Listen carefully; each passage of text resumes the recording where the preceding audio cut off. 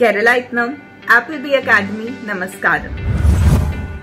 I had to go through a lot of tough times, but qualifying NET wasn't that easy for me. I still remember the evening of 2019 December, and even I asked them one funny question: if I take your coaching, will I be able to qualify NET? And they said, yes ma'am, together we can. And when they said that together, I was really happy, relieved. And then when the result came, I was really happy because I cleared NET. I really want to thank Kiran Raj, who actually helped me out. He's a great person. I must say he's a gem of a person.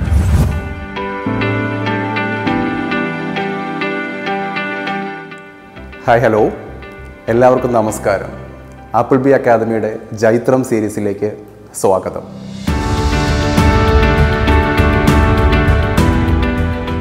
Yes, പേര് സൂചിപ്പിക്കുന്ന പോലെ തന്നെ ജൈത്രം. ഇവിടെ 3 കാര്യങ്ങളായിരിക്കും പ്രധാനമായിട്ടും ഈ ഒരു series വഴി ഞങ്ങൾ നിങ്ങളിലേക്ക് എത്തിക്കാൻ പോകുന്നത്. ഒന്നാമതായിട്ട് inspirational success stories. 2 motivational testimonials. 3 informative interviews. ഈ 3 കാര്യങ്ങളുടെയും സോഴ്സ് എന്താണ് എന്ന് ചോദിച്ചു കഴിഞ്ഞ് കഴിഞ്ഞാൽ ഒരു എഡ്യൂക്കേറ്ററുടെ ഏറ്റവും വലിയ സന്തോഷം, അഭിമാനം, അതല്ലെങ്കിൽ അദ്ദേഹത്തിൻ്റെ ഏറ്റവും വലിയ നേട്ടം അതെന്താണെന്ന് ചോദിച്ചു കഴിഞ്ഞ് കഴിഞ്ഞാൽ നമ്മളുടെ സ്റ്റുഡൻസും അവരുടെ അച്ചീവ്മെൻറ്റ്സും തന്നെയാണ് എന്നുള്ളതാണ്. ആ ഒരു കാര്യത്തിൽ ഞാനും ആപ്പിൾബി അക്കാദമിയും ഒരുപാട് ഭാഗ്യവാനാണ് എന്നുള്ളതാണ്. ഓക്കെ, സി ഈ കാണുന്നത് കണ്ടു കഴിയുമ്പോൾ നമുക്കൊരു ആൽബം പോലെ തോന്നിയേക്കാം. ബട്ട് ഈ കാണുന്നത് മുഴുവൻ ഇവിടെ പഠിച്ച് ജയിച്ച് ക്വാളിഫൈഡ് ആയ സ്റ്റുഡൻസിൻ്റെ സർട്ടിഫിക്കറ്റാണ്. UGC പ്രൊവൈഡ് ചെയ്യുന്ന സർട്ടിഫിക്കറ്റ്, അതേപോലെ തന്നെ അവരുടെ മാർക്ക് ലിസ്റ്റും. ഓക്കെ, സോ ഈ ഒരു സക്സസ് അത് എത്രത്തോളം ഉണ്ട് എന്ന് ചോദിച്ചു കഴിഞ്ഞ് കഴിഞ്ഞാൽ കേരളത്തിലെ എക്കണോമിക്സ് ഡിപ്പാർട്ട്മെൻറ്റ് എടുക്കുകയാണെന്നുണ്ടെങ്കിൽ അവിടെ അറ്റ്ലീസ്റ്റ് ഒരാളെങ്കിലും ഉണ്ടായിരിക്കും ഞാൻ പഠിപ്പിച്ചിട്ടുള്ള കുട്ടികൾ ഗസ്റ്റ് ലെക്ചറായിട്ട് വർക്ക് ചെയ്തുകൊണ്ടിരിക്കുന്നു. അതല്ലെങ്കിൽ അവിടെ പഠിപ്പിച്ചിട്ടുണ്ടായിരിക്കാം ഓൾറെഡി. 9ഓളം കോളേജുകളിൽ പെർമനൻ്റായിട്ട് അസിസ്റ്റൻറ്റ് പ്രൊഫസർ തസ്തികയിൽ വർക്ക് ചെയ്യുന്ന സ്റ്റുഡൻസ് ഉണ്ട് എന്നുള്ളത് ആ ഒരു നേട്ടത്തിൻ്റെ ഏറ്റവും വലിയ അഡ്വാൻറ്റേജായിട്ട് ഞാൻ കരുതുന്ന കാര്യങ്ങളിലൊന്നാണ്. എന്നുമാത്രമല്ല, കേരളത്തിലെ ഒട്ടുമിക്ക റിസർച്ച് ഇൻസ്റ്റിറ്റ്യൂട്ടുകളിലും സ്കോളർഷിപ്പോട് കൂടി അതല്ലെങ്കിൽ JRF കൂടി PhD ചെയ്യുന്ന ഒരുപാട് റിസർച്ച് സ്കോളേഴ്സിനെ പ്രൊഡ്യൂസ് ചെയ്യാനായിട്ട് എനിക്ക് സാധിച്ചിട്ടുണ്ട് എന്നുള്ളതാണ് വലിയൊരു അഡ്വാൻറ്റേജ് എന്ന് പറയുന്നത്. കേരളത്തിനകത്തും പുറത്തുമായിട്ട് എല്ലാ സംസ്ഥാനങ്ങളും തന്നെ സ്റ്റുഡൻസ് എന്ന് മാത്രമല്ല പഠിപ്പിച്ചുകൊണ്ടിരിക്കുന്ന ആൾക്കാർ, റിസർച്ച് ചെയ്തുകൊണ്ടിരിക്കുന്ന ആൾക്കാർ. ഈ അഡ്വാൻറ്റേജസ് എങ്ങനെ ഉണ്ടായി എന്ന് ചോദിച്ചു കഴിഞ്ഞാൽ, അല്ലെങ്കിൽ ഈ സ്റ്റുഡൻസിനെയൊക്കെ എങ്ങനെയാണ് ഈ ഒരു ഫേസിലേക്ക് എത്തിക്കാൻ പറ്റിയത് എന്ന് ചോദിച്ചു കഴിഞ്ഞാൽ അതൊരു സിംഗിൾ ഡേ കൊണ്ടുണ്ടായ ഒരു അഡ്വാൻറ്റേജ് അല്ല. ഒരുപാട് നാളുകളുടെ ഒരു പ്രോസസ്സാണത്. ആ പ്രോസസ്സിൽ ഒരുപാട് സ്റ്റോറീസ് ഉണ്ട്, ഒരുപാട് മോഡൽസ് ഉണ്ട്, അതിനേക്കാൾ ഒരുപാട് പരാജയപ്പെട്ട ഒരുപാട് ആൾക്കാരുണ്ടായിട്ടുണ്ട്. ആ പരാജയപ്പെട്ടവരൊക്കെ പിന്നീട് ജയിച്ച് കയറി വേറൊരു ലെവലിലേക്ക് മൂവ് ചെയ്തിട്ടുണ്ട്. യെസ്, ഒരുപാട് ക്യാരക്ടേഴ്സ് നിങ്ങൾക്ക് കണ്ടും കേട്ടും പഠിക്കാവുന്ന ആ മോഡലുകളിൽ നിന്ന് ചില കാര്യങ്ങൾ നിങ്ങൾക്ക് നോക്കി പഠിക്കാൻ ഒരുപാട് ഉണ്ടായേക്കാം. അതല്ലെങ്കിൽ ആ മോഡലുകൾ നിങ്ങൾക്ക് തിരുത്താൻ കുറേ കാര്യങ്ങൾ ഉണ്ടായേക്കാം. എനിവേ, നിങ്ങളെ സംബന്ധിച്ച് ഇത് വലിയൊരു എക്സ്പീരിയൻസും എക്സ്പോഷറും ആയിരിക്കും എന്നുള്ളതാണ്. സോ ആപ്പിൾബിയുടെ ഈ ഒരു സ്റ്റുഡൻറ്റ് പൂൾ, ഞങ്ങളുടെ അച്ചീവേഴ്സ്, അവർക്ക് ഈ ഒരു ജേർണിയിൽ, ഈ ഒരു ഫേസിൽ പോസ്റ്റ് ഗ്രാജുവേഷനൊപ്പോ അത് കഴിഞ്ഞതിന് ശേഷം അവർ ഇന്ന് കാണുന്ന ഒരു പൊസിഷനിലേക്ക് അവർക്ക് മൂവ് ചെയ്യാൻ എങ്ങനെയാണ് സാധിച്ചത് എന്നുള്ള ആ ഒരു ഫേസസ് ഓഫ് ജേർണി, അതാണ് പ്രധാനമായിട്ടും ജൈത്രം സീരീസിലൂടെ നിങ്ങൾക്ക് മുന്നിലേക്ക് അവതരിപ്പിക്കാനായിട്ട് പോകുന്നത്. ഇന്നത്തെ ജൈത്രം സീരീസിൽ നിങ്ങൾക്ക് മുമ്പിലേക്ക് ഞാൻ അവതരിപ്പിക്കുന്നത് ആഷ്മിത കെ സർ. യെസ്, പേര് കേൾക്കുന്ന പോലെ തന്നെ ആള് ജമ്മു ആൻഡ് കാശ്മീരിൽ നിന്നാണ്. ഒരുപാട് സന്തോഷമുള്ളൊരു കാര്യം തന്നെയാണ്. ഈവൻ ഈ കൊച്ചു കേരളത്തിലിരുന്നിട്ട് നമുക്ക് കാശ്മീരിൽ നിന്ന് പോലും സ്റ്റുഡൻസിനെ പഠിപ്പിക്കാൻ കഴിയുക എന്ന് പറഞ്ഞിരിക്കുന്നത്. എന്ന് മാത്രമല്ല, നമ്മളവരെ പഠിപ്പിക്കുക മാത്രമല്ല, അവരുടെ ലൈഫിലെ ഏറ്റവും പ്രധാനപ്പെട്ട ഒരു അച്ചീവ്മെൻറ്റ് നെറ്റ് ക്വാളിഫൈഡ് ആകാൻ ഒരു പരിധി വരെ നമുക്ക് അവരെ സഹായിക്കാൻ കഴിയുക എന്ന് പറഞ്ഞിരിക്കുന്നത് ഒരുപാട് സന്തോഷത്തോടെ ഓർക്കുന്ന ഒരു കാര്യമാണ് എന്നുള്ളതാണ്. എസ്പെഷ്യലി ഞാൻ പറഞ്ഞല്ലോ, സദേൺ എക്സ്ട്രീമാണ് കേരളം എന്ന് പറഞ്ഞിരിക്കുന്നത്, അതേപോലെ തന്നെ നോർത്തേൺ എക്സ്ട്രീമാണ് കാശ്മീർ എന്ന് പറഞ്ഞിരിക്കുന്നത്. ഈ ഒരു കൊച്ചു കേരളത്തിൻ്റെ ഈ ഒരു പാർട്ടിൽ ഇരുന്നിട്ട് നമുക്ക് കാശ്മീരിൽ നിന്ന് പോലും സ്റ്റുഡൻസിനെ കണ്ടെത്താൻ സാധിക്കുക, അവരെ പഠിപ്പിച്ച് ജയിപ്പിക്കാൻ സാധിക്കുക എന്ന് പറയുന്നത് തീർച്ചയായിട്ടും ഒരു അഭിമാന നിമിഷം തന്നെയാണ്. എസ്പെഷ്യലി ഈ കോവിഡിൻ്റെ ഒരു കാലഘട്ടത്തിലാണ് അദ്ദേഹം അക്കാദമിയിൽ അഡ്മിഷൻ എടുത്തതും ക്വാളിഫൈഡ് ആയതും. ലാസ്റ്റ് സെപ്റ്റംബർ ഒക്ടോബറിൽ നടന്ന എക്സാമിലാണ് ആഷ്മിത കേസർ ക്വാളിഫൈഡ് ആയിരിക്കുന്നത് എന്നുള്ളതാണ്. എനിവേ, നമുക്ക് അദ്ദേഹത്തിന് പറയാനുള്ളതെന്ന് കേൾക്കാം. അദ്ദേഹം പറയുന്നതിൽ എന്തൊക്കെയാണ് കാര്യങ്ങളുള്ളത്, ആ മോഡലിൻ്റെ സക്സസിൻ്റെ റീസൺ എന്തൊക്കെയാണ്, അതല്ലെങ്കിൽ അതിനെന്തെങ്കിലും പ്രശ്നം ഉണ്ടായിരുന്നോ അദ്ദേഹം പഠിച്ചു വന്നിരുന്ന ആ ഒരു കാലഘട്ടത്തിൽ. ഇതൊക്കെയാണ് നമുക്ക് ആ മോഡലിൻ്റെ ഇവാലുവേഷനിൽ നമുക്ക് കാണേണ്ടത്. എനിവേ, ഇപ്പോൾ നിങ്ങൾ അദ്ദേഹത്തിന് പറയാനുള്ളത് എന്താണെന്ന് കേട്ട് നോക്കൂ. കേട്ട് കഴിഞ്ഞതിന് ശേഷം ഞാൻ വീണ്ടും വരാം. ആ മോഡലിൻ്റെ ഓരോ ഫേസിനും ഓരോ ഇവാലുവേഷൻ ഉണ്ടായിരുന്നു, അതെന്താണെന്നുള്ളത് ഞാൻ വളരെ വ്യക്തമായിട്ട് നിങ്ങളിലേക്ക് എത്തിക്കാം. Don't go anywhere, just listen here. Keralaitnam, Appleby Academy, Namaskaram. My name is Ashmita and I have qualified NET in the year 2020, the year of pandemic. But qualifying NET wasn't that easy for me. I had to go through a lot of tough times. There were times when I was sad, depressed and disappointed. My journey started when I completed my masters, and from then on I was preparing for it. In the meanwhile, I gave many university exams and got enrolled in a PhD program. But I always felt a void in me because I wanted to clarify NET. I started preparing for it. I still remember the evening of 2019 December. Everyone was preparing for New Year's Eve and they were sad, sitting in a corner and crying and saying, मेरे साथ ही ऐसा क्यों? मेरा net क्यों नहीं clear हो रहा? मैं तो हमेशा हार्ड वर्क करती हूँ. So all the questions started coming. But तब मैंने एक चीज रियलाइज कर ली थी कि I need somebody else's help to clarify it, and there is nothing bad in that. I said, it's okay, it's fine, this is the last time, but next time I'll surely clear it. And then I took the help of Appleby Academy. I still remember I messaged them late at night that do you provide online coaching? And they said yes. I told them that I'm enrolled in a program. I can't study during the daytime. They said you are very flexible with times. You need not to worry about that. And the very next day I said okay, I will go for the coaching. And even I asked them one funny question. If I take your coaching, will I be able to qualify NET? And they said, yes ma'am, together we can. And when they said that together, I was really happy, relieved, because all through this time, I was all alone. Just wanted to clarify NET and just wanted to achieve that. But I needed somebody help. Deep down in my heart, I knew I can't do it all alone. And then I started preparing for it. In the 2020, the world was hit with COVID-19 pandemic and all the universities were shut. For many it was a disaster, but for me it was a blessing in disguise because I could study more. I could utilize all the time. I kept apart my PhD and started preparing for it with all my heart. While I was preparing for it, there were news coming that the exam is being postponed, it will happen next year, and there were many rumors about it, but I never gave up on that. I said I'll keep preparing for it no matter when the exam will happen, because that was my only chance when I could actually do something and utilize my time. And then when the result came, I was really happy because I cleared NET. I really want to tell everyone that no matter what happens, you might be sad, you might be crying for that, you may be in depression for that, but above all that, if you have the desire to achieve your dream and you can work hard for that, you will surely achieve it. In my case, my success came really late for clearing NET, but eventually I did it because I always believed that if I work hard, I'll be able to do it. All the while, I'll not say that I was not working hard, but I was not working in the right direction. Appleby Academy showed me the right direction and the right way to prepare for the exam, because every exam has its own pattern. I really want to thank Appleby Academy, all the persons who are directly or indirectly helped me out to clear my exam. I really want to thank Kiran Raj, who actually helped me out. He's a great person. I must say he's a gem of a person. So thank you sir, and thank you everyone. For all those who are preparing for NET, keep working hard. Never give up on your dreams. That's the only mantra. Thank you. ഇനി നമുക്ക് ആഷ്മിത കേസർ എന്ന് പറയുന്ന ആ ഒരു കുട്ടിയുടെ ആ net qualified ആകുക എന്ന് പറയുന്ന ആ ഒരു ജേർണി, ആ ഒരു പ്രോസസ്സ് അതെങ്ങനെയായിരുന്നു? അതൊരു ഈസി ടാസ്ക് ആയിരുന്നു? അതെയോ അവിടെ എന്തെങ്കിലും ഇഷ്യൂസോ പ്രോബ്ലംസോ ഒക്കെ ഉണ്ടായിരുന്നു എന്നുള്ളതാണ് നമ്മൾ എന്ത് ചെയ്യാൻ പോകുന്നത്, ഈ ഒരു പാർട്ടിൽ അനലൈസ് ചെയ്യാൻ പോകുന്നത്. അദ്ദേഹത്തിൻ്റെ ജേർണി എങ്ങനെയായിരുന്നു എന്ന് നമുക്ക് ജസ്റ്റ് ഒന്ന് അദ്ദേഹം പറഞ്ഞ കാര്യങ്ങൾ തന്നെ വെച്ച് നമുക്കൊന്ന് അനലൈസ് ചെയ്ത് നോക്കാം.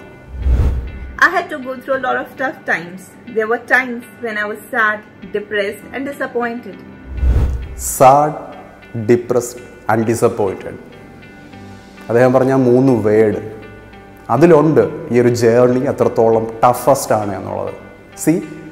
വളരെ സീരിയസ് ആയിട്ട് നെറ്റിന് പഠിച്ചു വരുന്ന എല്ലാ കുട്ടികൾക്കും അറിയാം ആക്ച്വലി ഈ ഒരു പ്രോസസ്സ് എത്രത്തോളം ടഫസ്റ്റ് ആണ് എന്നുള്ളത്. എസ്പെഷ്യലി ഒരു ഹയർ കട്ട് ഓഫിൽ ക്വാളിഫൈഡ് ആകുന്ന ഒരാളാണ് എന്നുണ്ടെങ്കിൽ ഈ ഒരു ടാസ്ക് എന്ന് പറയുന്നത് ഒട്ടും ഈസി അല്ല. I mean it's not a task in fact. എൻ്റെ ഒരു മോഡൽ ഞാൻ പറയുകയാണെന്നുണ്ടെങ്കിൽ ഇറ്റ്സ് എ പ്രോസസ്സ്. ഇതൊരു പ്രോസസ്സാണ്. ആ പ്രോസസ്സ് നമുക്ക് എപ്പോൾ എൻഡ് ചെയ്യാൻ കഴിയും എന്ന് നമുക്ക് പറയാൻ സാധിക്കില്ല. ജസ്റ്റ് ലൈക്ക് വളരെ വാസ്റ്റ് ആയിട്ടുള്ളൊരു സിലബസാണ് നമുക്കുള്ളത്. 2 പേപ്പേഴ്സ് അവിടെയുണ്ട്, പേപ്പർ 1ഉം പേപ്പർ 2ഉം.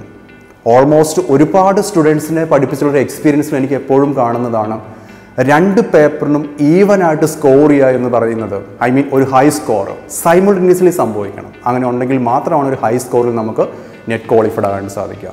എസ്പെഷ്യലി എക്കണോമിക്സ് പോലുള്ള സബ്ജക്റ്റ് എടുത്തു കഴിഞ്ഞാൽ അറിയാം, എല്ലാ പ്രാവശ്യവും ഏറ്റവും ഹയസ്റ്റ് അല്ലെങ്കിൽ സെക്കൻഡ് ഹയസ്റ്റ് കട്ട് ഓഫ് വരുന്നൊരു സബ്ജക്റ്റാണ് ആക്ച്വലി എക്കണോമിക്സ് എന്ന് പറഞ്ഞിരിക്കുന്നത്. ഓൾ ഇന്ത്യ ലെവലിൽ എല്ലാ സബ്ജക്റ്റുകളിലെയും കട്ട് ഓഫ് റേഞ്ച് എടുക്കുമ്പോൾ 1ാമതോ 2ാമതോ വരുന്ന സബ്ജക്റ്റ് അതാണ് എക്കണോമിക്സ് എന്ന് പറഞ്ഞിരിക്കുന്നത്. ഓക്കെ, അപ്പോൾ ആ ഒരു കട്ട് ഓഫ് ക്രോസ് ചെയ്യുക എന്ന് പറഞ്ഞിരിക്കുന്നത് റിയലി അതൊരു പ്രോസസ്സ് തന്നെയാണ്. 1ാമത്തെ പ്രാവശ്യം ഞാൻ ഒരുപാട് സ്റ്റുഡൻസിനെ കണ്ടിട്ടുണ്ട്. അവർ ഒരുപാട് എഫേർട്ട് എടുക്കുന്നു. ഞങ്ങൾക്ക് എല്ലാവർക്കും തോന്നി ഈ ഒരു പ്രാവശ്യം ആൾ ക്വാളിഫൈഡ് ആകും എന്നുള്ളത്. ചെയ്യാനുള്ളതെല്ലാം അവിടെ ചെയ്തിട്ടുണ്ട്. ക്ലാസ് ടെസ്റ്റുകൾ നന്നായിട്ട് പെർഫോം ചെയ്യുന്നു, സിലബസ് പെർഫെക്റ്റ് ആയിട്ട് വർക്ക് ചെയ്യുന്നു. But still end of the day result വന്നു കഴിഞ്ഞ് കഴിയുമ്പോഴത്തേനും ജസ്റ്റ് മാർജിനലി ഡിസ്ക്വാളിഫൈഡ് ആവും. 0.1% ഡിസ്ക്വാളിഫൈഡ് ആകുന്നത്, മാറ്റർ ഓഫ് 1 or 2 ക്വസ്റ്റ്യൻസിൽ ഡിസ്ക്വാളിഫൈഡ് ആകുന്ന സ്റ്റുഡൻസിനെ ഒരുപാട് ഞാൻ കണ്ടിട്ടുണ്ട് എന്നുള്ളതാണ്. ഇത് തന്നെയാണ് ഒരു നെറ്റ് ആസ്പിരൻറ്റ് അതിജീവിക്കാൻ പഠിക്കേണ്ട ഏറ്റവും പ്രധാനപ്പെട്ട പോയിന്റ് എന്ന് പറഞ്ഞിരിക്കുന്നത്. 1ാമത്തെ പ്രാവശ്യം നിങ്ങൾ ഒരുപാട് എഫേർട്ട് എടുക്കുന്നു, എൻറ്റർ ദ സിലബസ് നമ്മൾ പഠിച്ചു തീർക്കുന്നു, മാക്സിമം പ്രീവിയസ് ഇയർ ക്വസ്റ്റ്യൻസ് നമ്മൾ എന്ത് ചെയ്യുന്നു, വർക്കൗട്ട് ചെയ്യുന്നു, അഡീഷണൽ മോഡൽ ക്വസ്റ്റ്യൻസ് നമ്മൾ വർക്കൗട്ട് ചെയ്യുന്നു. ആൻഡ് ദെൻ സംടൈംസ് അൺഫോർച്ചുനേറ്റ്ലി നമുക്ക് ആ പ്രാവശ്യം നമുക്കത് ആ ഒരു ടാസ്കിലേക്ക് എത്താൻ നമുക്ക് കഴിയാതെ പോയേക്കാം. ബട്ട് ആ റിസൾട്ട് അല്ല നിങ്ങളെ സംബന്ധിച്ച് മാറ്ററാവുന്നത്, അത് പ്രോസസ്സ്. ആ പ്രോസസ്സിനെ നിങ്ങൾ വിശ്വസിച്ചേ പറ്റൂ എന്നുള്ളതാണ്. എന്ന് വെച്ച് കഴിഞ്ഞാൽ ഒരു എക്സാം കഴിയുമ്പോൾ ഇമ്മീഡിയറ്റ്ലി സ്റ്റോപ്പ് ചെയ്യേണ്ടതല്ല നെറ്റ് പ്രിപ്പറേഷൻ എന്ന് പറഞ്ഞിരിക്കുന്നത്. പഠനം തുടർന്നുകൊണ്ടേയിരിക്കുക. ഓക്കെ, ഒരു എക്സാമിന് വേണ്ടി നമ്മൾ നന്നായിട്ട് പഠിക്കുന്നു, ഒരു എക്സാം കഴിയുന്നു, മജോറിറ്റി സ്റ്റുഡൻസും എന്ത് കാണിക്കുമെന്ന് ചോദിച്ചു കഴിഞ്ഞാൽ ഇമ്മീഡിയറ്റ്ലി പഠനം അവിടെ കൊണ്ട് നിർത്തും. അത് കഴിഞ്ഞതിന് ശേഷം അവർ റിസൾട്ട് വരാനായിട്ട് കാത്തിരിക്കുകയാണ്. ഓക്കെ, മജോറിറ്റി ആൾക്കാർക്കും വരുന്ന ഒരു കാര്യം അറിയാം, റിസൾട്ട് വരുമ്പോൾ നമ്മൾ ഡിസപ്പോയിൻറ്റഡ് ആയിരിക്കും. കാരണം ഒന്നെങ്കിൽ നമ്മൾ മാർജിനലി ഡിസ്ക്വാളിഫൈഡ് ആവും, അതല്ലെങ്കിൽ JRF ഒക്കെ പ്രതീക്ഷിക്കുന്ന ആൾക്കാർക്ക് നെറ്റ് മാത്രമേ കിട്ടുന്നുണ്ടായിരിക്കും. ഈ 2 സാഹചര്യമാണ് അവിടെ വരുന്നത്. It's quite natural. വളരെ സർവ്വസാധാരണമായിട്ടൊരു കാര്യമാണത്. ഇതിനെ നമ്മൾ എങ്ങനെ അതിജീവിക്കുന്നു എന്നുള്ളതിലാണ് ഒരു നെറ്റ് സ്റ്റുഡൻറ്റിൻ്റെ ഏറ്റവും വലിയ വിജയം എന്ന് പറഞ്ഞിരിക്കുന്നത്. 1ാമത്തെ പ്രാവശ്യം നിങ്ങൾ പരാജയപ്പെട്ടേക്കാം, 2ാമത്തെ പ്രാവശ്യം നിങ്ങൾ വീണ്ടും പരാജയപ്പെട്ടേക്കാം. ബട്ട് 3ാമത് നിങ്ങൾ അവിടെ ഒരു എക്സ്പീരിയൻസ്ഡ് പേഴ്സണാണ്. ആക്ച്വലി നിങ്ങൾക്ക് JRFിലേക്ക് വരിക എന്ന് പറഞ്ഞിരിക്കുന്നത് ക്വൈറ്റ് ഈസി ആയിട്ടുള്ള കാര്യമാണ്. എന്ത് ചെയ്തു കഴിഞ്ഞാൽ ആ പ്രോസസ്സ് 1ാമത്തെ പ്രാവശ്യം എഴുതുന്നു, ഡിസ്ക്വാളിഫൈഡ് ആകുന്നു, ഡിസപ്പോയിൻറ്റഡ് ആകാൻ പാടില്ല, ഡിപ്രഷനൊന്നും ഉണ്ടാകാൻ പാടില്ല. ഇതൊരു നാച്ചുറൽ പ്രോസസ്സാണെന്ന് മനസ്സിലാക്കി വീണ്ടും എവിടെയാണോ നിർത്തിയത് അവിടുന്ന് വീണ്ടും നിങ്ങൾ അഗെയിൻ സ്റ്റാർട്ട് ചെയ്യണം. ആ ഒരു പ്രോസസ്സിനെ വിശ്വസിക്കുക. ആദ്യത്തെ പ്രാവശ്യം നിങ്ങൾ എടുത്ത എഫേർട്ടിൻ്റെ 3 എഫേർട്ട് പോലും നിങ്ങൾക്ക് 2ാമത്തെ പ്രാവശ്യം നിങ്ങൾക്ക് എടുക്കേണ്ടി വരില്ല. റിവിഷൻ, അതാണ് സെക്കൻഡ് ഫേസിൽ ഏറ്റവും പ്രധാനപ്പെട്ട മാറ്ററായിട്ട് മാറുന്നത് എന്നുള്ളതാണ്. ഓക്കെ, ആൻഡ് ദെൻ 2 or 3 പ്രാവശ്യം എടുത്താണ് സത്യം പറഞ്ഞു കഴിഞ്ഞാൽ നമുക്ക് പലപ്പോഴും മജോറിറ്റി ആൾക്കാർക്കും ഈ ഒരു റേഞ്ചിലേക്ക് നമുക്ക് എത്താൻ സാധിക്കുക. ആ ഒരു പ്രോസസ്സ് അത് ഒരുപാട് വേദനാജനകമാണ് ആക്ച്വലി. പഠിക്കുന്നു, ഡിസ്ക്വാളിഫൈഡ് ആവുന്നു, ചുറ്റും നിൽക്കുന്ന ആൾക്കാർ നമ്മളെ കളിയാക്കുന്നവർ, ഹ്യൂമിലിയേറ്റ് ചെയ്യുന്നവർ, ഇതൊന്നും ഇതുവരെ കിട്ടിയില്ലേ, ഒരുപാട് നാളായല്ലോ ഈ ഒരു പ്രോസസ്സുമായിട്ട് ഇറങ്ങിയിട്ട് എന്ന്, ഇത് വളരെ ഈസി ആയിട്ടൊരു പ്രോസസ്സാണെന്ന് വിശ്വസിച്ച് നമ്മളോട് ചോദിക്കുന്ന ഒരുപാട് ആൾക്കാർ. അവരോടൊക്കെ സൈക്കോളജിക്കലി മറുപടി കൊടുക്കുക എന്ന് പറഞ്ഞിരിക്കുന്നത് നമ്മളെ സംബന്ധിച്ച് ഒട്ടും ഈസി ആയിരിക്കില്ല മജോറിറ്റി ആൾക്കാരെ സംബന്ധിച്ചും. But you have to. ആ ഒരു ഫേസ് നിങ്ങൾ എങ്ങനെ ഓവർകം ചെയ്യുന്നു? ഒരു പ്രാവശ്യം എഴുതി ഡിസ്ക്വാളിഫൈഡ് ആവുന്നു, ഡിസപ്പോയിൻറ്റഡ് ആവുന്നു, ബട്ട് സ്റ്റിൽ നിങ്ങൾക്കറിയാം യു ആർ പൊട്ടൻഷ്യൽ. നിങ്ങൾ ആ ഒരു ജേർണിയുടെ തൊട്ടടുത്ത് വരെ എത്തിയിട്ടുണ്ട്. മാർജിനലിയാണ് നിങ്ങൾ ഡിസ്ക്വാളിഫൈഡ് ആയിരിക്കുന്നത്. ഓക്കെ, നിങ്ങളെ ഡിസ്കറേജ് ചെയ്യാനായിട്ട് നിങ്ങളുടെ മുമ്പിൽ ഒരുപാട് ചാലക ശക്തികളുണ്ടായിരിക്കും. അതിലേക്ക് ഫോക്കസ് ചെയ്യാതെ നിങ്ങൾ വിശ്വസിക്കുന്ന ആ ഒരു പ്രോസസ്സിൽ നിങ്ങൾ വിശ്വസിച്ച് മൂവ് ചെയ്ത് കഴിഞ്ഞാൽ മാത്രമേ നമുക്ക് നെറ്റ് എന്ന് പറയുന്ന ടാർഗറ്റിലേക്ക് എത്താനായിട്ട് സാധിക്കുകയുള്ളൂ. അത് തന്നെയാണ് ഇവിടെ ആഷ്മിതയും ചെയ്തത്. ഓക്കെ, അദ്ദേഹത്തിന് ആ ഒരു പ്രോസസ്സിൽ വിശ്വാസമുണ്ടായിരുന്നു. റിസർച്ച് സ്കോളർ ആയിരുന്നു, ഓൾറെഡി നെറ്റ് ക്വാളിഫൈഡ് ആയിട്ടുണ്ടായിരുന്നില്ല. സോ അപ്പോൾ ഓബിയസ്ലി നെറ്റ് ജയിച്ചേ പറ്റൂ എന്നൊരു ഗിവൺ സിറ്റുവേഷനിലേക്ക് അദ്ദേഹം അവിടെ എത്തി എന്നുള്ളതാണ്. എല്ലാ നെറ്റ് ആസ്പിരൻസും മനസ്സിലാക്കുക, നമ്മുടെ ഇമോഷണൽ സ്ട്രെങ്ത് ഒരു പ്രാവശ്യം പഠിച്ച് ഡിസ്ക്വാളിഫൈഡ് ആവുമ്പോൾ നിങ്ങൾ എല്ലാ എഫേർട്ടും അവിടെ എടുത്തിട്ടുണ്ട്. അത് വാസ്തവപരമായ കാര്യം തന്നെയാണ്. എന്നിരുന്നാലും അതൊരു നാഷണൽ എക്സാമിൻ്റെ റിസൾട്ടിലേക്ക് നമുക്ക് എത്തിക്കണം എന്നുണ്ടെങ്കിൽ സംടൈംസ് നമ്മൾ രണ്ടാമതോ മൂന്നാമതോ ഒരു ചാൻസ് കൂടെ എടുക്കേണ്ടി വരും. ആ ചാൻസിലേക്ക് മൂവ് ചെയ്യാൻ നിങ്ങൾ ഏറ്റവും ഫോക്കസ്ഡ് ആയിരിക്കണം, കൺസിസ്റ്റൻ്റ് ആയിരിക്കണം. ആ ഒരു ഫേസ്, അതാണ് നിങ്ങളുടെ വിജയം എന്ന് പറഞ്ഞിരിക്കുന്നത്. ചുറ്റും നിൽക്കുന്ന എല്ലാ നെഗറ്റീവ്സിനെയും ഓവർകം ചെയ്തുകൊണ്ട് നിങ്ങൾ തന്നെ വിശ്വസിച്ചുകൊണ്ട് ഒന്നോ രണ്ടോ പ്രാവശ്യം ഞാനിത് എഴുതും, ഇത് ജയിച്ചാലേ എനിക്ക് അടുത്ത ഫേസിലേക്ക് ഒരു മൂവ്മെൻ്റ് ഉള്ളൂ എന്നൊരു യാഥാർത്ഥ്യം മനസ്സിലാക്കി കൺസിസ്റ്റൻ്റ് ആയിട്ട് ഫോക്കസ്ഡ് ആയിട്ട് പഠിക്കുന്ന ഒരു സ്റ്റുഡൻറ്റിന് മാത്രമാണ് UGC പോലുള്ള എക്സാം JRFോടുകൂടിയൊക്കെ ക്വാളിഫൈഡ് ആകാനായിട്ട് സാധിക്കുക. പലർക്കും നഷ്ടപ്പെടുന്നത് ഈ രണ്ട് കാര്യങ്ങളാണ്. ഒന്ന്, കൺസിസ്റ്റൻസി. രണ്ട്, ഫോക്കസ്. ആവേശത്തോടു കൂടി പഠിച്ചു തുടങ്ങും, ബട്ട് ഒരു എക്സാം കഴിഞ്ഞ് കഴിയുമ്പോഴത്തേനും ഡിസ്ക്വാളിഫൈഡ് ആവും, എല്ലാം ഉപേക്ഷിച്ച് പോകും. നിങ്ങൾ തൊട്ടടുത്തെത്തിയിരുന്നു. തിരിച്ച് നടക്കാൻ വേണ്ടി അല്ല നിങ്ങൾ ആ പ്രോസസ്സ് സ്റ്റാർട്ട് ചെയ്തത്. എവിടെയാണോ നിർത്തിയത് അവിടുന്ന് വീണ്ടും പഠിച്ചു തുടങ്ങാം. നെഗറ്റീവ്സ് ഒരുപാട് നിങ്ങൾക്ക് ചുറ്റും കാണും, അതിനെ മൈൻഡ് ചെയ്യാതിരിക്കുക. നിങ്ങളുടെ ടാർഗറ്റിൽ ഫോക്കസ് ചെയ്യുകയാണെന്നുണ്ടെങ്കിൽ നെറ്റ് എന്ന് പറഞ്ഞിരിക്കുന്നത് ഒന്നാമത്തെ അല്ലെങ്കിൽ രണ്ടാമത്തെ പ്രാവശ്യം ഈസി ആയിട്ട് ഏത് സ്റ്റുഡൻറ്റും നേടിയെടുക്കാൻ പറ്റുന്നതാണ്. If you have the so called consistency and focus. Yeah, I need somebody else's help to clarify it, and there is nothing bad in that. I said, it's okay, it's fine, this is the last time, but next time I'll surely clear it. Taking someone's help is not a sign of weakness. In fact, it's a sign of strength. ഇതാരുടെ words ആണെന്ന് ചോദിച്ചു കഴിഞ്ഞാൽ none other than Barack Obama. അദ്ദേഹത്തിൻ്റെ speeches follow ചെയ്യുന്ന ആൾക്കാർക്കറിയാം, അദ്ദേഹം ഒരുപാട് പ്രാവശ്യം പറയാറുള്ള കാര്യമാണ്, എനിക്ക് ബാക്കിയുള്ള ആൾക്കാരുടെ, എൻ്റെ ടീം മെമ്പേഴ്സിൻ്റെ സഹായം എടുക്കുന്നതിൽ ഞാൻ സന്തോഷവാനാണ്. സത്യം പറഞ്ഞാൽ ഇത്രയും എഫിഷ്യൻ്റായിട്ട് കാര്യങ്ങൾ ചെയ്യാൻ എന്നെ സഹായിക്കുന്ന എൻ്റെ ടീമാണ്.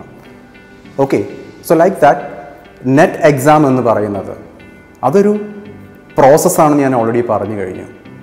നമുക്ക് പേപ്പർ 1ൻ്റെയും പേപ്പർ 2ൻ്റെയും എൻ്റർ ദ സിലബസ് പോർഷൻസ് നമുക്ക് പഠിച്ചു തീർക്കണം. സോ ഓരോ ഇൻഡിവിജ്വൽസും ഡിഫറെൻ്റ് ആണ് അവരുടെ കേപ്പബിലിറ്റിയിൽ. ഓക്കെ, സോ ചിലർക്ക് മാത്തമാറ്റിക്കൽ റീസണിങ്, ലോജിക്കൽ റീസണിങ് പോലുള്ള ഏരിയാസ് വളരെ ഈസി ആയിരിക്കും.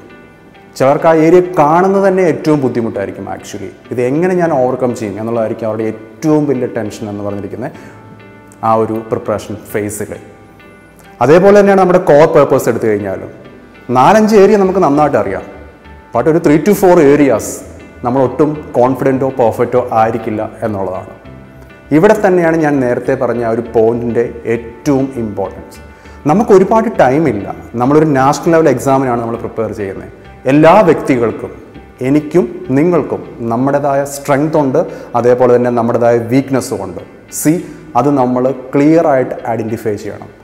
എവിടെയാണോ നമ്മൾ വീക്കായിട്ടുള്ളത് അത് പരമാവധി നമുക്ക് ഇമ്പ്രൂവ് ചെയ്യാൻ ശ്രമിക്കണം. അറ്റ് ദ സെയിം ടൈം എന്താണോ നമ്മുടെ ഏറ്റവും വലിയ സ്ട്രെങ്ത്, ആ സ്ട്രെങ്ത് നമ്മൾ മാക്സിമം പോളിഷ് ചെയ്യാനും ശ്രമിക്കണം. ഇതാണ് സ്ട്രാറ്റജി എന്ന് പറഞ്ഞിരിക്കുന്നത്.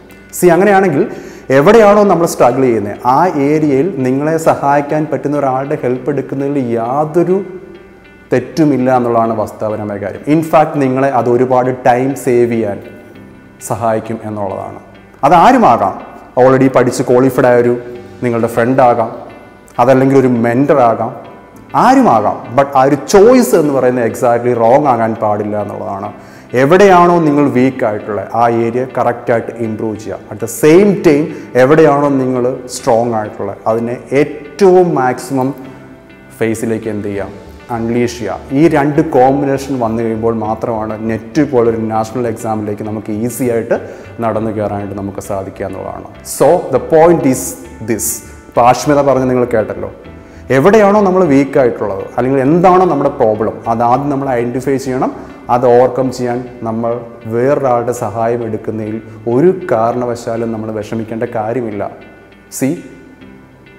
US പ്രസിഡന്റിൻ്റെ കാര്യം ഞാൻ ഓൾറെഡി കോട്ട് ചെയ്ത് കഴിഞ്ഞു. അദ്ദേഹത്തിൻ്റെ ടീം അതിനെ ജസ്റ്റ് കോർഡിനേറ്റ് ചെയ്യുക മാത്രമാണ് അദ്ദേഹം ചെയ്യുന്നത്. ആ ടീം മെമ്പേഴ്സാണ് അദ്ദേഹത്തിന് വേണ്ടി എല്ലാ കാര്യങ്ങളും കളക്ട് ചെയ്യുന്നു, എല്ലാ കാര്യങ്ങളും ഇംപ്ലിമെൻറ്റ് ചെയ്യുന്നത്. വിച്ച് മീൻസ് അത് അദ്ദേഹത്തിൻ്റെ ഒരു കഴിവുകേടല്ല, അദ്ദേഹത്തിൻ്റെ ഒരു വീക്ക്നെസ് അല്ല, അദ്ദേഹത്തിൻ്റെ ഒരു എഫിഷ്യൻസിയാണ് അവിടെ കാണിക്കുന്നത്. നമുക്കില്ലാത്ത കാര്യങ്ങൾ കുറച്ച് ആൾക്കാരുടെ കൈവശമുണ്ട്. അവരാരൊക്കെയാണെന്ന് ഐഡൻറ്റിഫൈ ചെയ്ത് അവരിൽ നിന്ന് നമുക്ക് മുന്നോട്ട് പോകാനുള്ള ഒരു ഹെൽപ്പ് നമ്മൾ എടുക്കുന്നു. ക്വൈറ്റ് നാച്ചുറലാണ് ആ ഒരു പ്രോസസ്സ്. ഈ ഒരു മോഡൽ നമുക്ക് കണ്ടുപഠിക്കാവുന്ന ആ ഒരു കാര്യം തന്നെയാണ് എന്നുള്ളതാണ്. In the 2020, the world was hit with COVID-19 pandemic and all the universities were shut. For many it was a disaster, but for me it was a blessing in disguise because I could study more. I could utilize all the time. ഞാൻ already പറഞ്ഞു ആഷ്മിത ഒരു research scholar ആയിരുന്നു. അതുകൊണ്ട് തന്നെ ഷെഡ്യൂളുമായിട്ട് ബന്ധപ്പെട്ട് ഒരുപാട് hectic ആയിരുന്നു. Admission എടുക്കുന്ന സമയത്ത് തന്നെ എന്നോട് ചോദിച്ചു, ഓൾറെഡി ഞാൻ എൻറോൾഡ് ആണ് PhDയിൽ, സോ അതുകൊണ്ട് ഫുൾ ടൈം ഇരുന്ന് പഠിക്കുക എന്ന് പറഞ്ഞിരിക്കുന്നത് എനിക്ക് ഒരുപാട് ബുദ്ധിമുട്ടുള്ളൊരു കാര്യമാണ്. നമുക്കിത് എങ്ങനെയാണ് ഈ ഒരു ഫേസിനെ ഓവർകം ചെയ്യാൻ സാധിക്കുന്നത്? അതായിരുന്നു അദ്ദേഹത്തിൻ്റെ ക്വസ്റ്റ്യൻ. ഓക്കെ, അത് കഴിഞ്ഞതിന് ശേഷം നമുക്കറിയാം ലാസ്റ്റ് 2 years ആയിട്ട് ഗ്ലോബൽ പാൻഡമിക്കാണ്. പാൻഡമിക് വന്നു, യൂണിവേഴ്സിറ്റീസ് എല്ലാം ഷട്ട് ചെയ്തു. സോ ഇദ്ദേഹത്തെ സംബന്ധിച്ച് അത് വലിയൊരു അഡ്വാൻറ്റേജ് ആയിട്ട് മാറി എന്നുള്ളതാണ്. കഴിഞ്ഞ സെപ്റ്റംബറിൽ ഒക്ടോബറിൽ വന്ന റിസൾട്ടിനാണ് ഇദ്ദേഹം ക്വാളിഫൈഡ് ആയത്. ആ എക്സാമിലാണ് ഇദ്ദേഹം അപ്പിയർ ചെയ്തത്. എന്തുകൊണ്ടാണ് ആ ഒരു ടൈം ഇദ്ദേഹത്തിന് നെറ്റ് ക്വാളിഫൈഡ് ആകാൻ കഴിഞ്ഞത് എന്ന് ചോദിച്ചു കഴിഞ്ഞ് കഴിഞ്ഞാൽ കോവിഡ് പാൻഡമിക് കാരണം കിട്ടിയ ഒരു എക്സ്ട്രാ ടൈം അദ്ദേഹത്തിന് നന്നായിട്ട് യൂട്ടിലൈസ് ചെയ്യാൻ കഴിഞ്ഞു എന്നുള്ളതാണ്. ഇത് തന്നെയാണ് നമ്മൾ ഏറ്റവും കൂടുതൽ ശ്രദ്ധിക്കേണ്ട ഒരു കാര്യം. നെറ്റൊക്കെ പഠിച്ചുകൊണ്ടിരിക്കുന്ന സ്റ്റുഡൻസ് എസ്പെഷ്യലി PG കഴിഞ്ഞതിന് ശേഷം മജോറിറ്റി ആൾക്കാരും മൾട്ടി ടാസ്കിങ് ആയിരിക്കും. B.Edൻ്റെ കൂടെ അല്ലെങ്കിൽ റിസർച്ചിൻ്റെ കൂടെ അല്ലെങ്കിൽ വേറെ ഏതെങ്കിലും ഒരു കോഴ്സിൻ്റെ കൂടെ ആയിരിക്കും പല ആൾക്കാരും നെറ്റ് പ്രിപ്പറേഷൻ കൊണ്ടുപോയിക്കൊണ്ടിരിക്കുന്നത്. ഓക്കെ, സോ അപ്പം മൾട്ടി ടാസ്ക് ചെയ്യുന്നതുകൊണ്ട് തന്നെ എല്ലാ പ്രാവശ്യവും നെറ്റിന് അപ്പിയർ ചെയ്യും. 2%, 3%, 4% ഇങ്ങനെ തോറ്റുകൊണ്ടേയിരിക്കുന്നു. ഈ ഒരു പ്രോസസ്സാണ്. ഈ ഒരു മോഡലിൻ്റെ ഏറ്റവും വലിയ അഡ്വാൻറ്റേജ് എന്താണെന്ന് ചോദിച്ചു കഴിഞ്ഞാൽ ഇദ്ദേഹത്തിനുള്ള ഏറ്റവും വലിയ പ്രശ്നം ഇതായിരുന്നു, കൺസിസ്റ്റൻസി ഉണ്ടായിരുന്നില്ല. റിസർച്ച് സ്കോളറാണ്, അതുകൊണ്ട് തന്നെ ഫോക്കസ് ചെയ്ത് പഠിക്കാൻ സാധിക്കുന്നുണ്ടായിരുന്നില്ല. ബട്ട് വീണ് കിട്ടിയ ഒരു അവസരം അദ്ദേഹം നന്നായിട്ട് യൂട്ടിലൈസ് ചെയ്തു, ഇമ്മീഡിയറ്റ്ലി ക്വാളിഫൈഡ് ആയി. ഓരോ നെറ്റ് ആസ്പിരൻറ്റും മനസ്സിലാക്കി വെക്കേണ്ട പ്രധാനപ്പെട്ട പോയിൻ്റാണ്. നമുക്ക് എല്ലാവർക്കും ഒരു ഓപ്പർച്യൂണിറ്റി കിട്ടും. ആ ഓപ്പർച്യൂണിറ്റി നിങ്ങൾ എങ്ങനെ യൂട്ടിലൈസ് ചെയ്യുന്നു, അവിടെയാണ് നിങ്ങൾ ഈ പറയുന്ന സോ കോൾഡ് സക്സസ് ആണോ അതല്ലയോ എന്ന് തീരുമാനിക്കപ്പെടുന്ന ഏറ്റവും പ്രധാനപ്പെട്ട പോയിന്റ് ഓഫ് ടൈം എന്ന് പറഞ്ഞിരിക്കുന്നത്.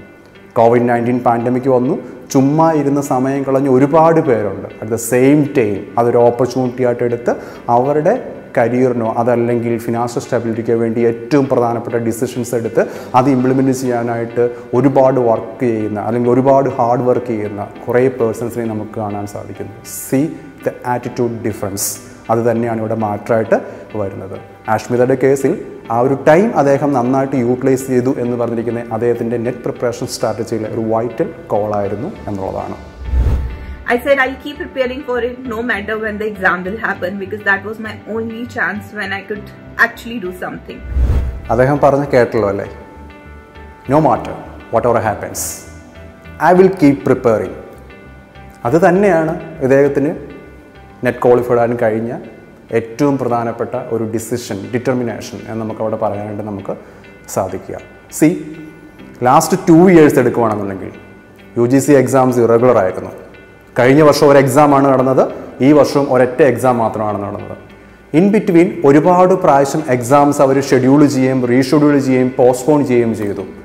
നെറ്റ് ആസ്പിരൻസിനെ സംബന്ധിച്ച് ഏറ്റവും ഡിസപ്പോയിൻ്റ് ആയിട്ടുള്ളൊരു ടൈമായിരുന്നു. ആക്ച്വലി പഠിച്ച് നല്ലൊരു മൂഡിലേക്ക് വരുന്നു, നല്ല ഫോം ആകുന്നു, എല്ലാ കാര്യങ്ങളും പ്രിപ്പയർ ആകുന്നു, ഇമ്മീഡിയറ്റ്ലി എന്ത് വരുന്നു, പോസ്റ്റ്പോൺ ചെയ്യുന്നു അല്ലെങ്കിൽ റീഷെഡ്യൂൾ ചെയ്യുന്നു. നമ്മുടെ എല്ലാ ഫ്ലോയും അവിടെ നഷ്ടപ്പെടുന്നു ആക്ച്വലി. ഓക്കെ, ഇങ്ങനെ 2-3 പ്രാവശ്യം റീഷെഡ്യൂളും പോസ്റ്റ്പോൺമെൻറ്റും കഴിഞ്ഞ് കഴിയുമ്പോഴത്തേനും ഒരുമാതിരിപ്പെട്ട നല്ലൊരു ശതമാനം ആൾക്കാരും അവരുടെ മെയിൻ ടാർഗറ്റായിട്ടുള്ള അവരുടെ മെയിൻ എയിം ആയിട്ടുള്ള നെറ്റ് പ്രിപ്പറേഷൻ എന്ന് പറഞ്ഞിരിക്കുന്ന ആ ഒരു പാത്ത് അതല്ലെങ്കിൽ ആ ഒരു എയിം അവർ മറന്നുപോയി. സ്വാഭാവികമാണ്, എക്സാം ഇറഗുലർ ആകുന്നു, ഇന്ന് നടക്കും നാളെ നടക്കും എന്ന് പറയുന്നത് നടക്കുന്നില്ല, ഡീവിയേറ്റ് ചെയ്ത് പോകുന്നു. സി ആരൊക്കെയാണോ ഇങ്ങനെ എക്സാം പല പ്രാവശ്യം മാറ്റിവെച്ചിട്ടും അവരുടെ മെയിൻ ടാർഗറ്റിൽ നിന്ന് ഡീവിയേറ്റ് ചെയ്യാതിരുന്നത് അവരാണ് വിജയിച്ചിട്ടുള്ളത്. ലാസ്റ്റ് കഴിഞ്ഞ എക്സാമിനാണെങ്കിലും ഇപ്പം നടന്നിട്ടിരിക്കുന്ന റിസൾട്ട് വരാൻ പോകുന്ന എക്സാമാണെങ്കിലും ഇത് തന്നെയായിരിക്കും സിറ്റുവേഷൻ എന്ന് പറഞ്ഞിരിക്കുന്നത്. ഞാനീ പറയുന്നത് കുറച്ചുകൂടെ നന്നായിട്ട് നിങ്ങൾക്ക് റിലേറ്റ് ചെയ്യാൻ പറ്റും. എപ്പോഴാണെന്ന് ചോദിച്ചു കഴിഞ്ഞാൽ ഈ എക്സാം കഴിഞ്ഞിറങ്ങിയപ്പം നിങ്ങൾ പല ആൾക്കാർക്കും തോന്നില്ലേ ഞാൻ നന്നായിട്ട് പഠിച്ചു വന്നതായിരുന്നു, പക്ഷേ എവിടെയോ എനിക്ക് ആ ഫ്ലോ നഷ്ടപ്പെട്ടു. 3, 4, 5, 6 മാസം വരെ ഞാൻ പഠിച്ചു, പക്ഷേ റീഷെഡ്യൂളും പോസ്റ്റ്പോൺമെൻറ്റും വന്നപ്പോൾ എനിക്ക് ആ മൊമെൻറ്റം കീപ്പ് ചെയ്യാൻ സാധിച്ചില്ല എന്ന് ഇപ്പോൾ നിങ്ങൾ പല ആൾക്കാരും ചിന്തിക്കുന്നില്ലേ? ലാസ്റ്റ് ടൈം എക്സാം ഹാളിൽ നിന്ന് ഇറങ്ങിയതിന് ശേഷം കുറച്ചുകൂടെ ഞാനൊന്ന് ശ്രദ്ധിച്ചിരുന്നു എന്നുണ്ടെങ്കിൽ ഈ എക്സാമിന് ഞാൻ ക്വാളിഫൈഡ് ആയേനെ, ഒരു 2 മാസം ഞാൻ പഠിച്ചിരുന്നു എന്നുണ്ടെങ്കിൽ ഞാൻ ഈ എക്സാം ക്വാളിഫൈഡ് ആയേനെ എന്ന് നിങ്ങൾക്ക് തോന്നിയില്ലേ? ആ ഒരു തോന്നൽ അത് അന്നേരമല്ല ഉണ്ടാകേണ്ടത്.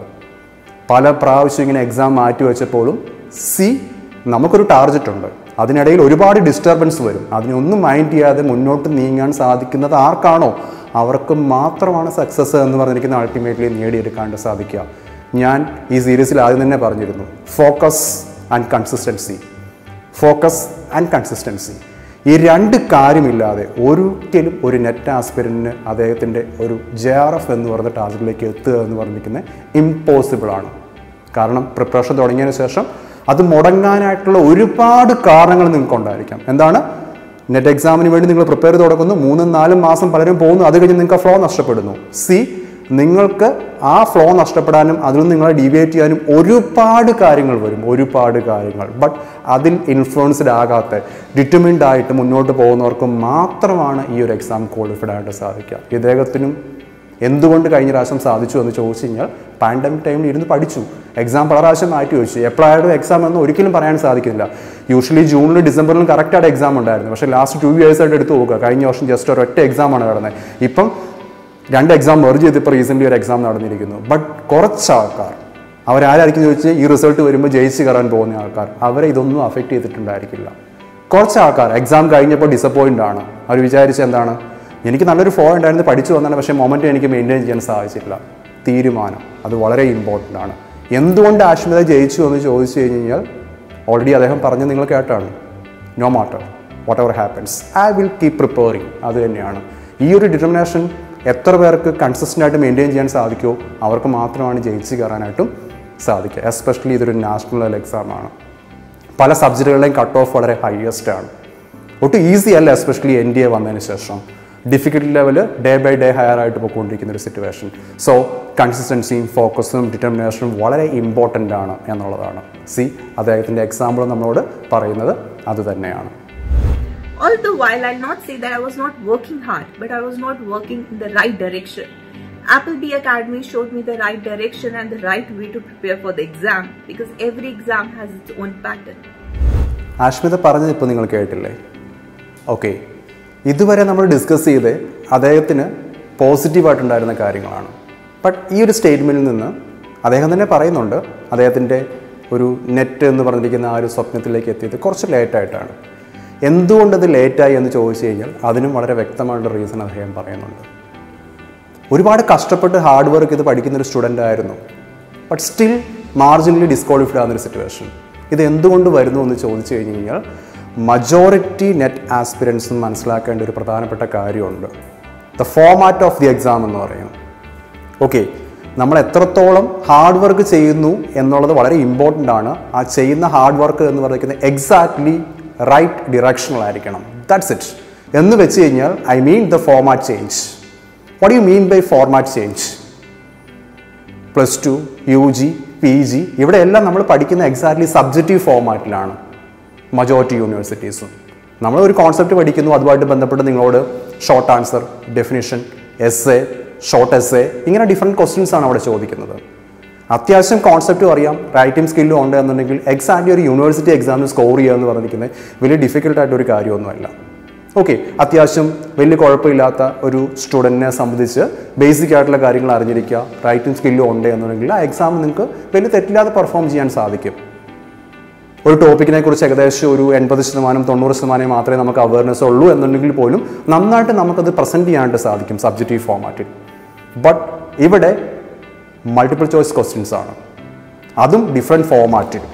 assertion reason, statements, match the following, chronological order. ഒരുപാട് ഫോമാറ്റിൽ നമ്മളോട് ക്വസ്റ്റ്യൻസ് ചോദിക്കുന്നു, including simple multiple choice questions അടക്കം. നമ്മൾ അതുവരെ പഠിച്ചു വന്നൊരു പാറ്റേൺ ഉണ്ടല്ലോ, PG വരെ, ആ പാറ്റേൺ ഒരിക്കലും ഇവിടെ ആപ്റ്റ് ആകില്ല എന്നുള്ളതാണ്. അതാണ് റൈറ്റ് ഡിറക്ഷൻ എന്നുകൊണ്ട് ഉദ്ദേശിക്കുന്നത്. സബ്ജക്റ്റീവ് ഫോമാറ്റിലും ഒബ്ജക്റ്റീവ് ഫോമാറ്റിലും എൻറ്റയർലി ഡിഫറെൻ്റ് ആണ് കാര്യങ്ങളെന്ന് പറഞ്ഞിരിക്കുന്നത്. ചുരുക്കി പറഞ്ഞു കഴിഞ്ഞാൽ ഒരു ടെസ്റ്റ് മാച്ചും ഒരു T20 മാച്ചും തമ്മിൽ എന്തെങ്കിലും ഡിഫറൻസ് ഉണ്ടോ? Yes, absolutely there is A difference. അത് തന്നെയാണ് ഒരു സബ്ജക്റ്റീവ് ഫോമാറ്റിൽ നിന്ന് ഒരു ഒബ്ജക്റ്റീവ് ഫോമാറ്റിൽ വരുമ്പോഴത്തേനും നമ്മൾ നന്നായിട്ട് അഡാപ്റ്റീവ് ആയിരിക്കണം. അസർഷൻ റീസൺ ക്വസ്റ്റ്യൻസും സ്റ്റേറ്റ്മെൻറ്റ് ക്വസ്റ്റ്യൻസും ഒക്കെ നമുക്ക് ചെയ്യണമെന്നുണ്ടെങ്കിൽ ഉറപ്പായിട്ടും ആ ഏരിയയെക്കുറിച്ച് നമുക്ക് നല്ല അവയർനെസ്, ഓൾമോസ്റ്റ് 100% നമുക്ക് അവയർനെസ് ഉണ്ടായിരിക്കണം. എന്ന് മാത്രമല്ല, മാക്സിമം നമ്പർ ഓഫ് പ്രീവിയസ് ക്വസ്റ്റ്യൻസും വരാൻ സാധ്യതയുള്ള മോഡൽ ക്വസ്റ്റ്യൻസും പ്രാക്ടീസ് ചെയ്തിട്ടുണ്ടെങ്കിൽ മാത്രമാണ് നമുക്ക് നെറ്റ് പോലൊരു എക്സാം നമുക്ക് ക്വാളിഫൈഡ് ആകാൻ നമുക്ക് സാധിക്കുക. അതായത് സബ്ജക്റ്റീവ് ഫോമാറ്റിന് പകരം ഒബ്ജക്റ്റീവ് ഫോമാറ്റിൽ സ്വിച്ച് ചെയ്യണം എന്ന് വെച്ച് കഴിഞ്ഞ് കഴിഞ്ഞാൽ നിങ്ങൾ മജോറിറ്റി ആൾക്കാരും എന്ത് ചെയ്യുമെന്ന് ചോദിച്ചു കഴിഞ്ഞാൽ ഒരു ടെക്സ്റ്റ് ബുക്കിംഗ് എടുക്കും, അത് വായിച്ചങ്ങ് പഠിക്കും, എന്നിട്ട് നെറ്റ് എക്സാം എഴുതാൻ പോകും. സബ്ജക്റ്റീവ് ഫോമാറ്റ് കുറേ പഠിക്കും. സിലബസ് കവർ ചെയ്തിട്ടുണ്ട്, യെസ്, 100% സിലബസ് കവർ ചെയ്തിട്ടുണ്ട്. നിങ്ങൾ പഠിച്ചു തരുന്ന ക്വസ്റ്റ്യൻ ചോദിച്ചു, യെസ്, അവിടുന്ന് ക്വസ്റ്റ്യൻ ചോദിച്ചു. പക്ഷേ നിങ്ങൾ എന്താണ്, 2 ഓപ്ഷനുള്ളിൽ നിങ്ങൾ സ്റ്റക്കാണ്. എയോ ഡിയോ ആണ് ഓപ്ഷൻ എന്ന് നിങ്ങൾക്ക് 100% ഷുവറാണ്. പക്ഷേ ഇൻ ബിറ്റ്വീൻ ആ 50-50 കോൾ എടുക്കാൻ നിങ്ങൾക്ക് സാധിക്കുന്നില്ല. ഇവിടെയാണ് സബ്ജക്റ്റീവ് ഫോമാറ്റ് സ്റ്റഡിയുടെ പ്രശ്നം വരുന്നത്. നിങ്ങൾ പഠിച്ചിട്ടുണ്ട്, നിങ്ങൾക്ക് കാര്യങ്ങൾ അറിയാം, എ ഓർ ഡി ആണ് ആൻസർ എന്ന് നിങ്ങൾക്ക് അറിയാം, ഇതിലേതാണ് നിങ്ങൾക്ക് സോർട്ട് ചെയ്യാൻ സാധിക്കുന്നില്ല. ഇത് നിങ്ങൾ സബ്ജക്റ്റീവ് ഫോമാറ്റിൽ പഠിച്ചുകൊണ്ടാണ്. ഇതിനെ ഓവർകം ചെയ്യണമെന്നുണ്ടെങ്കിൽ ഒറ്റ മെത്തേഡേ ഉള്ളൂ, കോൺസെപ്റ്റ് വായിച്ച് മനസ്സിലാക്കുക, ബേസിക് അവയർനെസ് ക്രിയേറ്റ് ചെയ്യുക ഓരോ ടോപ്പിക്കിനെ കുറിച്ചും. അത് സിമിലർ ആണ് സബ്ജക്റ്റീവ് ഫോമാറ്റിനോട്. അത് കഴിഞ്ഞതിന് ശേഷം അവിടുന്ന് ചോദിക്കാൻ സാധ്യതയുള്ള maximum number of questions practice ചെയ്യണം, എക്സസൈസ്. അതുകൊണ്ട് മാത്രമേ നമുക്കൊരു ഒബ്ജക്റ്റീവ് ഫോമാറ്റിൽ നമുക്ക് പെർഫോമൻസ് നടത്താനായിട്ട് നമുക്ക് സാധിക്കുകയുള്ളൂ. ഇതാണ് ഈ ഒരു മോഡലിൽ നമ്മൾ തിരുത്തേണ്ട ഒരു പ്രധാനപ്പെട്ട കാര്യം. ഇത് തിരുത്തിയപ്പോഴാണ് ഇൻഫാക്റ്റ് അദ്ദേഹം ജയിച്ച് കയറി വന്നത്. ഹാർഡ് വർക്ക് ചെയ്യണം, അതിൻ്റെ കൂടെ നമ്മൾ എന്തായിരിക്കണം, റൈറ്റ് ഡിറക്ഷനിലായിരിക്കണം. സബ്ജക്റ്റീവ് ഫോമാറ്റിൽ ഒരു കാരണവശാലും നെറ്റ് എക്സാമിന് പോയി ചെയ്യാൻ പാടില്ല.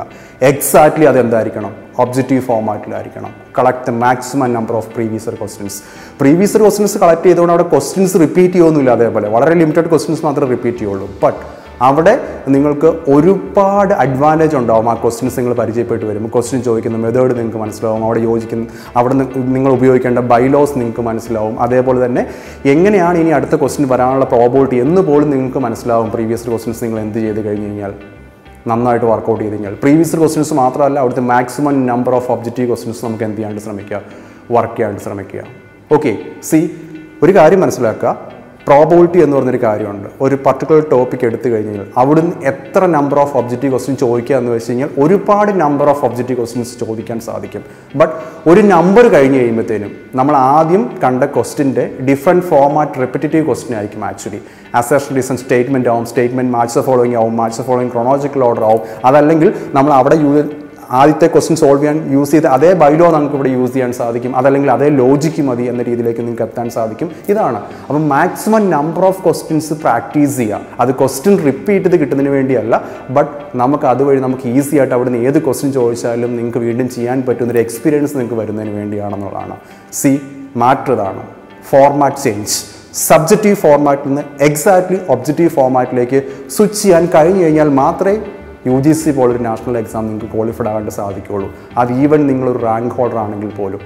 ഓക്കെ, ഈവൻ ഗോൾഡ് മെഡലിസ്റ്റിനെ അടക്കം ഞാൻ പഠിപ്പിച്ചിട്ടുണ്ട്. സോ അപ്പോൾ അവർക്കൊക്കെ ഉണ്ടായിരുന്നൊരു ഇഷ്യൂ അതാണ്. ഇമ്മീഡിയറ്റ്ലി എന്താണ് സബ്ജക്റ്റീവ് ഫോമാറ്റിൽ നിന്ന് ഒബ്ജക്റ്റീവ് ഫോമാറ്റിലേക്ക് സ്വിച്ച് ചെയ്യുമ്പോൾ വരുന്നൊരു ഡിഫറൻസ് എന്ന് പറഞ്ഞിരിക്കുന്നത്. ഓക്കെ, ഒരു ടെസ്റ്റ് മാച്ചിൻ്റെ ആറ്റിറ്റ്യൂഡ് ഒരിക്കലും ഒരു T20 മാച്ചിൽ ആപ്റ്റ് ആവില്ല. രണ്ടും രണ്ടാണ്. ഇവിടെ ഞാൻ ടെസ്റ്റ് മാച്ചിനെ ഉപമിച്ച് നമ്മുടെ സബ്ജക്റ്റീവ് ഫോമാറ്റിനാണ്, T20 ഫോമാറ്റ് ഞാൻ ഉപമിച്ച് നമ്മുടെ ഒബ്ജക്റ്റീവ് ഫോമാറ്റിനാണ്. അവിടെ നിങ്ങൾ എന്താണ് വളരെയധികം പ്രിപ്പയർഡ് ആയിരിക്കണം എന്നുള്ളതാണ്.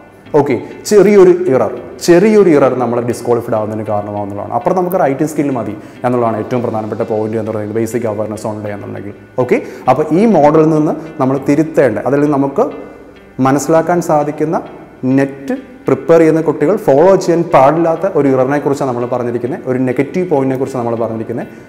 ഹാർഡ് വർക്ക് ചെയ്യണം. ബട്ട് ഹാർഡ് വർക്ക് ചെയ്താൽ മാത്രം പോരാ, അത് റൈറ്റ് ഡിറക്ഷനിൽ ചെയ്യണം. എന്താണ് റൈറ്റ് ഡിറക്ഷൻ എന്ന് വെച്ച് കഴിഞ്ഞാൽ ഒബ്ജക്റ്റീവ് ഫോമാറ്റിൽ തന്നെ പ്രിപ്പയർ ചെയ്യണം.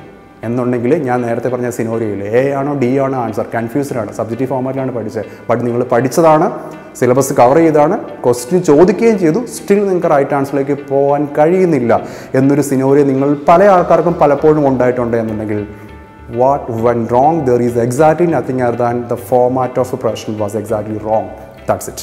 So, നെറ്റ് പ്രിപ്പയർ ചെയ്യുന്ന എല്ലാ ആസ്പിരൻസും ഈ ഒരു കാര്യം തിരുത്താനായിട്ട് ശ്രമിക്കുക. ഒബ്ജക്റ്റീവ് ഫോർമാറ്റിൽ തന്നെ പ്രിപ്പയർ ചെയ്ത് പഠിക്കുക. A champion is someone who gets up when he can't. Jack Dempsey American ബോക്സറാണ്. അദ്ദേഹത്തിൻ്റെ വാക്കുകളാണത്. ആക്ച്വലി 1920s അമേരിക്കൻ കൾച്ചറൽ ഐക്കോണാണ് ആക്ച്വലി ഇദ്ദേഹം. 1919 മുതൽ 1926 വരെ ഹെവി വെയ്റ്റ് പ്രൊഫഷണൽ ബോക്സിങ്ങിലെ ചാമ്പ്യനായിരുന്നു ഇദ്ദേഹം. തുടർച്ചയായ 7 വർഷങ്ങളിൽ 54 നോക്കൗട്ട് മാച്ചുകൾ ഇദ്ദേഹം തോറ്റിട്ടുള്ള ഒരേ ഒരു റൗണ്ടിൽ മാത്രമാണ്, ഒരേ ഒരു ടൈം മാത്രമാണെന്നുള്ളത്. പിന്നീട് നമ്മളെല്ലാവരും ഒരുപാട് കേട്ടിട്ടുള്ള ബോക്സിംഗ് ഐക്കൺ മൈക്ക് ടൈസൻ്റെ ടീനേജ് കാലഘട്ടം പോലും എങ്ങനെയാണ് അദ്ദേഹം ഈ ഒരു ഫീൽഡിലേക്ക് ഇൻസ്പയർഡ് ആയത് എന്ന് ചോദിച്ചു കഴിഞ്ഞാൽ ഇദ്ദേഹമാണ് അതിന് കാരണം എന്ന് പറഞ്ഞിരിക്കുന്നത്. ജാക്ക് ഡെംസി. അത് തന്നെയാണ് നമ്മൾ ഒരു ഡിറ്റർമിനേഷനോടുകൂടി നമ്മൾ മുന്നോട്ട് പോകുമ്പോൾ നമ്മൾ അങ്ങോട്ട് എത്തുമോ ഇല്ലയോ എന്നുള്ള ഒരു മേജർ ക്വസ്റ്റ്യൻ തന്നെയായിരിക്കും. നമ്മളങ്ങോട്ട് എത്താൻ സാധ്യതയില്ല എന്ന് വിശ്വസിക്കാനായിരിക്കും മജോറിറ്റി ആൾക്കാർക്കും ഇഷ്ടം, അതല്ലെങ്കിൽ അവരുടെ ഒരു തോട്ട് എന്ന് പറഞ്ഞിരിക്കുന്നത്. അതിനെ അതിജീവിക്കാൻ എപ്പോഴാണ് ഒരാൾക്ക് കഴിയുന്നത്?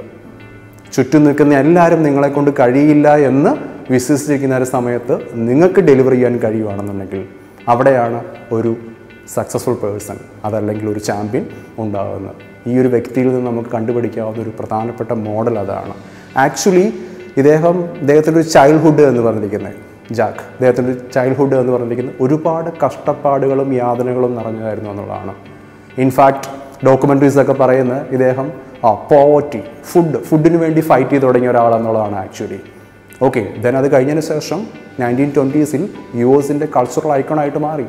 യൂട്യൂബിലൊക്കെ ഒരുപാട് ഡോക്യുമെൻ്ററീസ് അവൈലബിൾ ആണ് ഇദ്ദേഹത്തെക്കുറിച്ച്. ഞാൻ പറഞ്ഞല്ലോ, പിന്നീട് മൈക്ക് ടൈസൺ പോലും ഇൻഫ്ലുവൻസ്ഡ് ആയത് ഇദ്ദേഹത്തിൻ്റെ ആ ഒരു ഇമ്പാക്റ്റ് കണ്ടിട്ടാണ്. ഒന്നുമില്ലായ്മയിൽ നിന്ന് വന്ന് ലോകം കീഴടക്കിയ ഒരു ചാമ്പ്യൻ. 1919 മുതൽ 1926 വരെ heavy weight number 1 world champion അതായിരുന്നു അദ്ദേഹം എന്ന് പറഞ്ഞിരിക്കുന്നത്. ഞാൻ പറഞ്ഞല്ലോ, 54 നോക്കൗട്ട് മാച്ചുകളിൽ ഒരൊറ്റ ഒരെണ്ണത്തിൽ മാത്രമാണ് അദ്ദേഹം തോറ്റിരിക്കുന്നത്. ജീവിക്കാൻ വേണ്ടി ഫൈറ്റ് ചെയ്യുന്ന ഒരാൾക്ക് ഒരിക്കലും തോറ്റുപോകാൻ കഴിയില്ല. അതുതന്നെയാണ് അദ്ദേഹത്തിൻ്റെ ഏറ്റവും പ്രധാനപ്പെട്ട അഡ്വാൻറ്റേജും എന്ന് പറഞ്ഞിരിക്കുന്നത്. നമ്മളുടെ കുറവുകളെ, നമ്മളുടെ ലിമിറ്റേഷൻസിനെ അത് നമുക്ക് ജയിക്കാനുള്ള ഏറ്റവും പ്രധാനപ്പെട്ട ഒരു ചാലക ശക്തിയായിട്ട് മാറ്റുക. അങ്ങനെ ഉണ്ടെങ്കിലാണ് നമുക്ക് സക്സസ് എന്ന് പറഞ്ഞ ആ ഒരു പാത്തിലേക്ക് എത്താനായിട്ട് സാധിക്കുക. ഏതായാലും ഈ ഒരു എപ്പിസോഡ് ഞാനിവിടെ കൺക്ലൂഡ് ചെയ്യുകയാണ്. ഇനിയും പുതിയൊരു എപ്പിസോഡുമായിട്ട് വീണ്ടും വരും. അതുവരെ സൈനിങ് ഓഫ്. Bye bye.